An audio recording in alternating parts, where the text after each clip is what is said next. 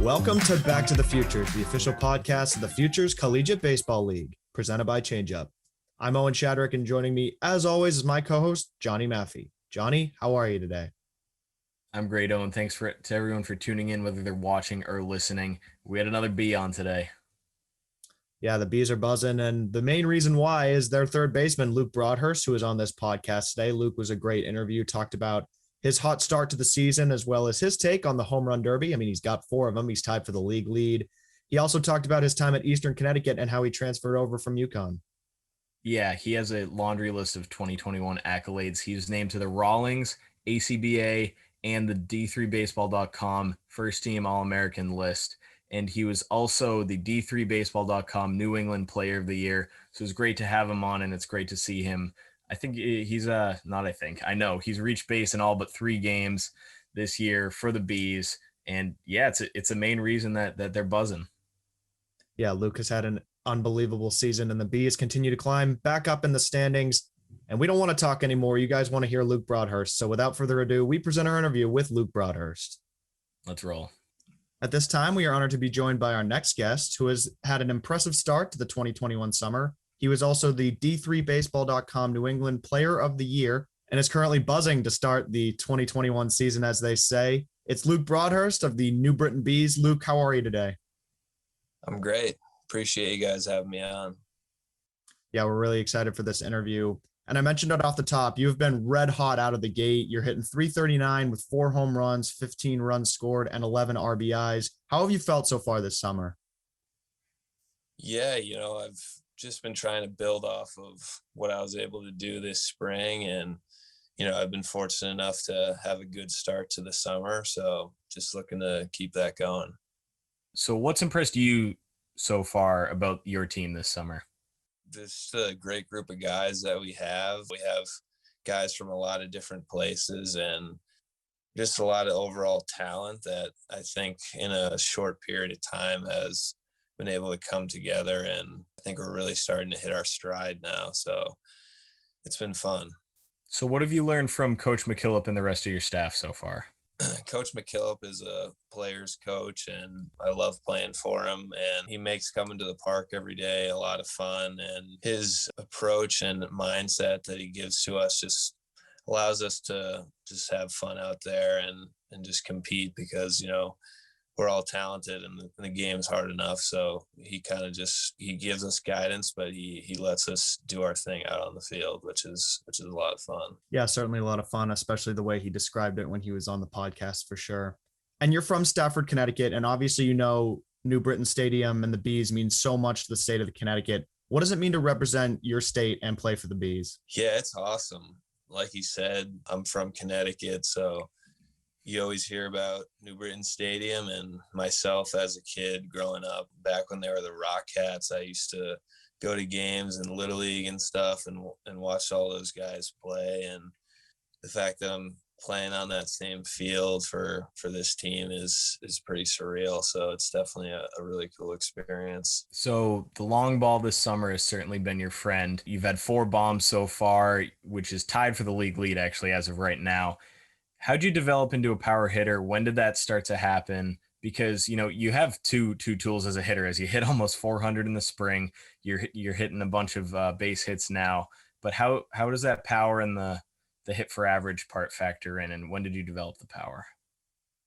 Yeah, I think I really have to credit it a lot to my swing, and my swing has definitely developed a lot over the years since I started in college. And that accompanied with just working out and getting stronger and bigger has definitely been a big thing for me in terms of the power. I like to think of myself as a guy that can hit for contact and average, but also put balls out of the park too. So I just try to be as well-rounded as I can. But yeah, I would definitely attribute the power aspect to just being around great hitters and learning a lot from them and what works for them. And I've just kind of found something with my swing that has enabled me to have some success. So yeah, and you can definitely prove that success after the 10th inning in the Futures League with the home run derby to win it.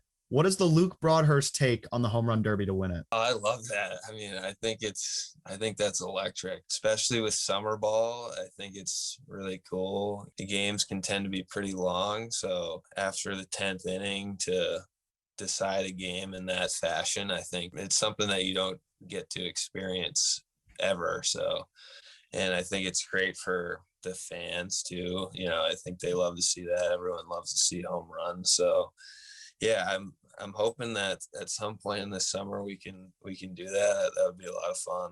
Yeah, absolutely. And you guys are hosting the All-Star game, so we'll get to that part later. But the home run trot is a popular topic this year in the MLB and the FCBL. We see guys stuttering around third. We see guys spinning around first. I developed mine when I was hitting wiffle ball home runs off my sister, but now it looks classy and cool, which is how I describe yours. So do you do that on purpose, or do you ever do the stutter around third or pimp it?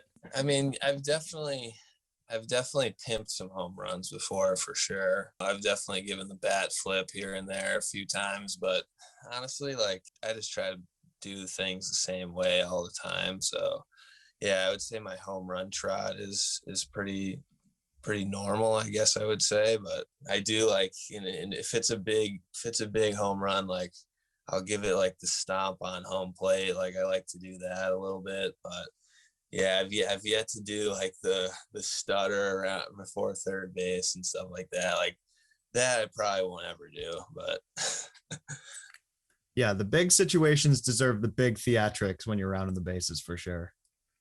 yeah, I like it. So I mean, I think it's fun. So, And the All-Star game this season for the FCBL will take place in New Britain, and it will certainly be a major attraction for Futures League fans all across New England. If you were to promote it in your own way, what should fans look forward to most about New Britain Stadium and the city itself? yeah, I mean, in my opinion, I haven't played at every stadium so far, but just in the ones that I have, I personally think that New Britain has one of the best, if not the best, in terms of just the stadium atmosphere and also the playing surface. So for us to be hosting the All-Star game, I think is awesome. And I think it's going to be a great experience for all the teams that will be coming to participate, but especially since it's in Connecticut, I think that it's going to be even bigger because we'll have more people from the home state coming out to watch all these talented guys. So I'm looking forward to that. Yeah, we're extremely excited for that. It'll be July 12th and 13th. All the festivities will take place, so definitely look forward to that. And one thing that happens during the All-Star weekend is scout days, where scouts come and look at FCBL players all across the league. We know your goal is professional baseball. So how will you prepare to show out in front of the scouts in a few weeks' time? Yeah, I'm just going to try to show my tools off. I think I have good speed, good power, and I think I check all the boxes. So I'm just trying to showcase that as best I can and just have fun with it. I mean, I've been playing this game for a long time, so I'm just trying to do the best I can. Just try to show that I can compete at the highest level, and that's all it is. Yeah, you're certainly showcasing it so far this year in the FCBL. You had a nice hitting streak going last week. Over a 7-game stretch, you went 12 for 26. You knocked in 7 runs. You scored 8 runs yourself, and you had 3 bombs. And I think you struck out just once over that 7-game stretch. So as that kept extending, did you feel more pressure, or were you just hitting like usual and going up with the same approach? Yeah, I try not to get caught up in any of the streaks or stuff like that. I just try to stick to my same approach every day and just trying to do my best at the plate and just see the ball well. That's the biggest thing. I just try to set small goals for myself and in each at bat and just try to hit the ball hard. And sometimes they're fortunate enough to be hit. So that's all I'm trying to do. Looked like a beach ball that week to you. Yeah, I was feeling good for sure. Yeah, you must have. And this entire season, I mean, it's been pretty ridiculous. You've only not reached base in 3 games. So what's your secret? What did they feed you at Eastern? Because we'll get to that in a second. We'll get to Eastern in a second, but you've been hot since last winter.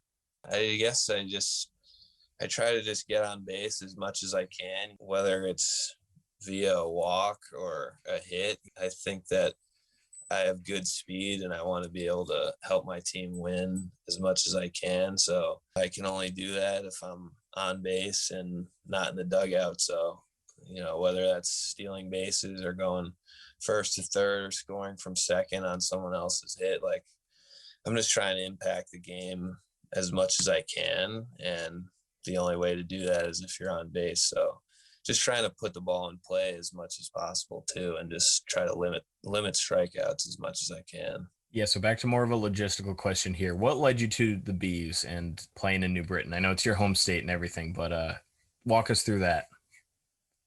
Yeah, it was a great opportunity that was presented to me from my coaches at Eastern back in the fall, and my teammate Ryan Bagdasarian, he played on the Bees last summer, so he had a great experience and he had nothing but good things to say about it. So it was definitely something that I wanted to do and challenge myself to do. So when the opportunity presented itself, I jumped on it, and it was a great decision. So Yeah, we're really happy to have you here for sure.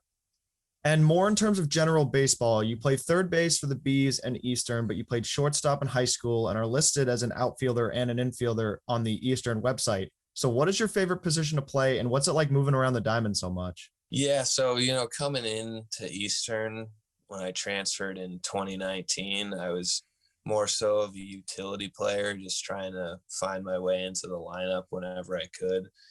And Eastern was actually the first time that I had ever played outfield before. So that was definitely a new experience. And I played right field for, I think, about 10 games or so, I want to say, and played first base for a little over 10, and then second base. And I didn't start playing third until the fall of 2020. And I really grew to love third base. Like you said, I was a shortstop all throughout high school. So being on the left side of the field was definitely more comfortable for me. And it just felt like a great fit right off the bat. And I've definitely come to enjoy playing third a lot. So I would say that that's my favorite position right now. Before we get back to Luke Broadhurst, we want to share a message from our friends at 78 Sports. Do you have kids playing baseball or softball? We all know practice time is limited, especially here in New England, not to mention the cost of lessons and cage time can add up quickly. Save yourself time and money by giving your kids what they need to work on their game at home. Our friends at 78 Sports can help you put together the perfect at-home training setup. Whether you want to start small with just a tee and hitting net, or looking to set up a full cage with turf and a pitching machine, they have you covered.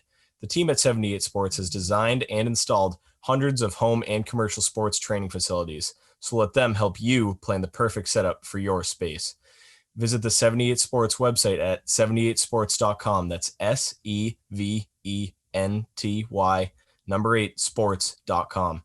For a limited time, just by mentioning Back to the Futures, you'll receive a 10% discount off your order. That's SEVENTY, number 8, sports.com. Now, back to our episode with Luke Broadhurst. Yeah, you certainly did well in the spring, too, where you have a laundry list of awards here I'm about to list. D3Baseball.com's New England Player of the Year. You're in recognition as a D3Baseball.com ABCA and Rawlings First Team All-American. So congratulations on that. How did it feel after a long winter and the longest offseason ever to get recognized when those awards rolled around? Yeah, thank you, first of all. Yeah, it was a real honor to be presented with all those accolades for sure.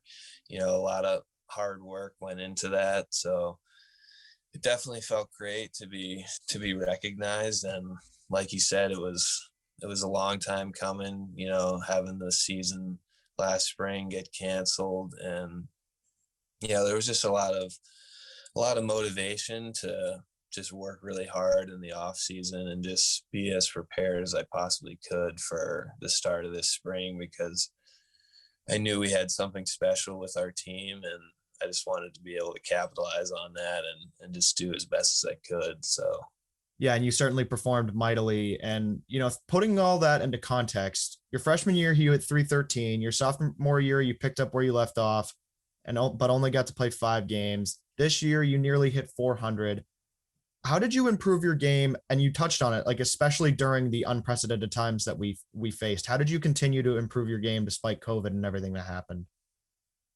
Yeah, it was definitely tough to be able to fit in as many reps as a traditional off season, but I was fortunate enough to have access to facilities through the majority of it and just did as much as I could.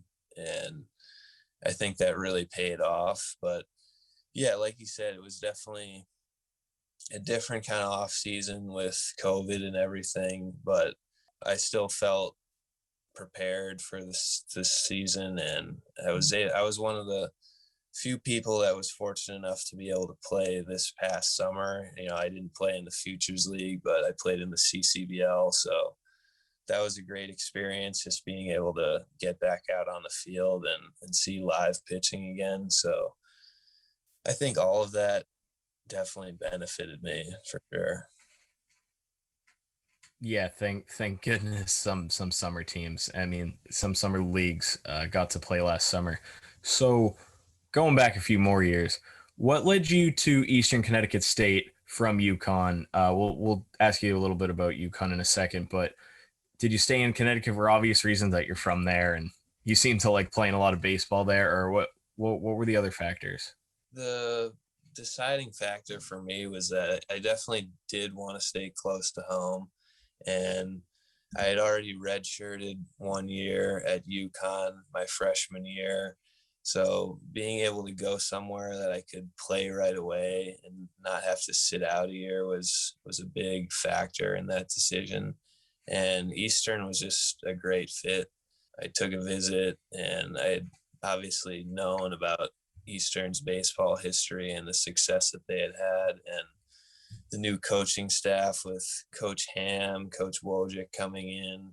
It seemed like a really great opportunity for myself to be able to go and impact the team right away. And that was important for me. Yeah, so your Stafford, Connecticut's kind of a hub of the Futures League where you can get up to Worcester quick, you can get down to the Connecticut teams, you can get over to Westfield. Your parents must like having you so close too. Yeah, absolutely. I've been fortunate enough that I've played the majority of my career close to home. And, I don't think I can think of a game where at least my mom or my dad weren't at the game. So I've definitely been spoiled in that aspect, that I've always had great support. So Yeah, and support hasn't come from just your parents. Obviously, you've got plenty of teammates that you played with, both from UConn and from Eastern, but there's also teammates spread across the Futures League. So what's it like not only playing with those guys, but also playing against them and kind of stirring up a little competition? yeah, just last night we played the Norwich Sea Unicorns, and we have 4 teammates from Eastern on that team, and the starting pitcher Brian Albee is an Eastern guy too, and the catcher Matt Malcolm is also an Eastern guy. So it was a cool battle last night, and being able to face those guys, it's a lot of fun to see them in a different uniform, and it's a unique experience that you can only get playing summer ball. So it's definitely a lot of fun to compete against those guys. Yeah, they're trying to get you. It's almost like fall ball too when it's the pitcher and the catcher. That's crazy. It's probably one of the funner games of the summer. Yeah, no doubt, no doubt. So your successes in high school led you to Stores, but some unfortunate injuries happened, and that made your time there pretty short. What can you share about the recruitment process to UConn, and what led you to the Husky baseball program?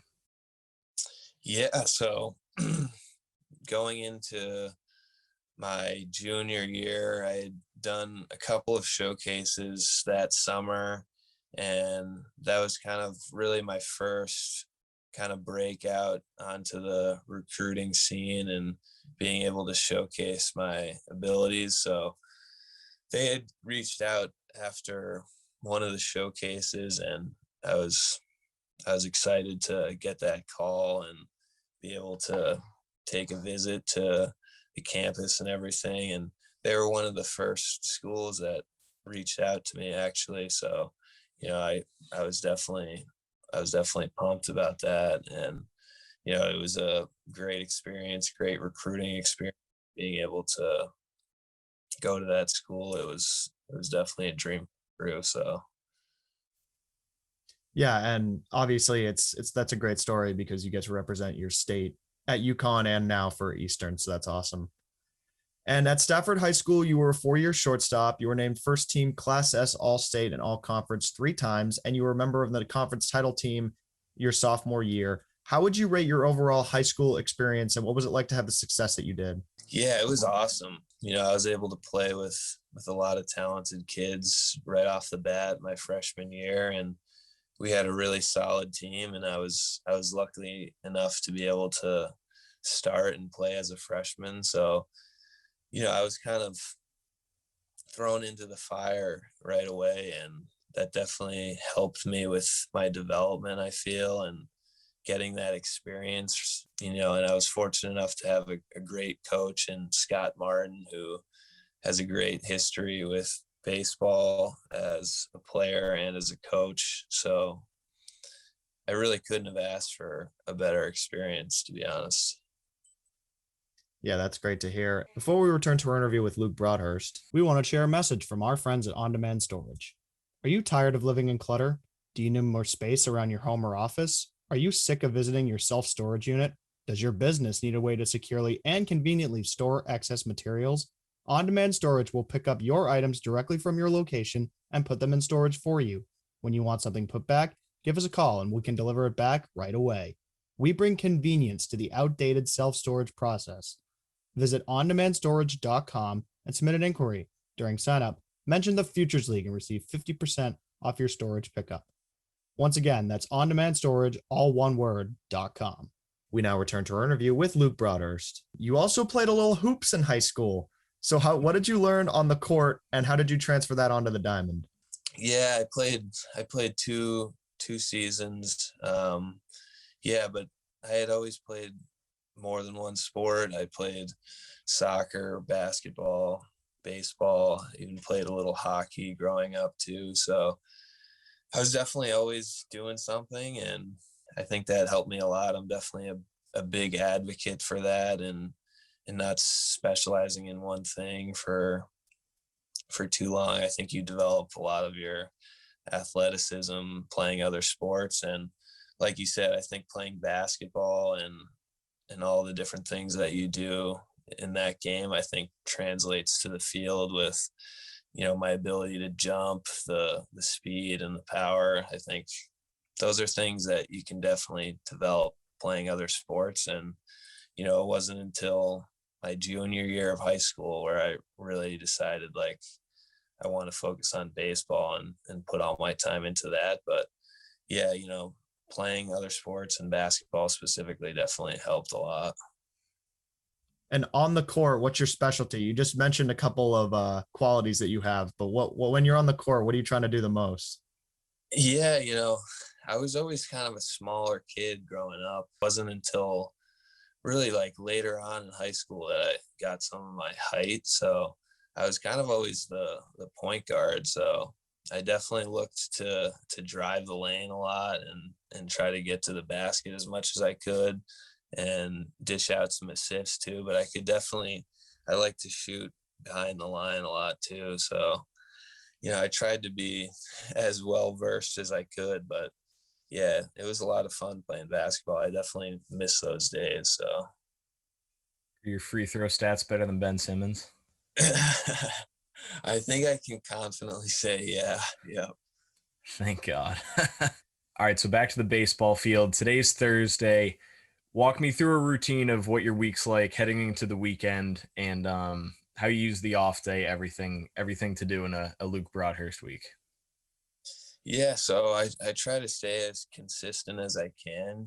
We definitely are getting home most of the time pretty late, but I try to still stick to my same routine and and getting into the gym prior to these games and having to get to the field. So that was something that really worked for me this spring at Eastern. And, I was able to play all 40 games and wasn't injured. So that's definitely something that I attribute it to, is my work in the gym and doing mobility and stuff. That's a big thing for me. So I definitely try to get those days in, try to get in there 3 to 4 times a week before games. So that helps me a lot. But then after that, just trying to get to the field early and get loose and just get ready for the pregame, and just trying to get better prior to the start of the game, getting in reps, hitting and fielding. So Obviously the D3 schedule isn't as much of an everyday game-wise schedule as the summer ball schedule is this summer.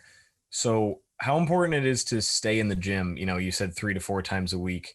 And did that change at all? Did that decrease or increase from what your spring routine was like? yeah, I would say it's not as intense as my spring routine was. I'm really just kind of trying to maintain what I've been able to build up over the spring, and in the off season, I'm really not trying to push myself any harder than I am on the field playing every day. So, it's really just about just getting in your work and just trying to do the small stuff to just keep yourself healthy is the biggest thing. Yeah, absolutely. It's so important. And you certainly get out what you put in. So it says on your player bio, this is my most serious question of the day, that I quote, "You want to dye your hair a tasteful hazelnut blonde." Can you paint us a picture of who has the hair you want, or if there's an actor, celebrity, and why hazelnut blonde? Oh man, yeah, I was just having a little bit of fun with those questions.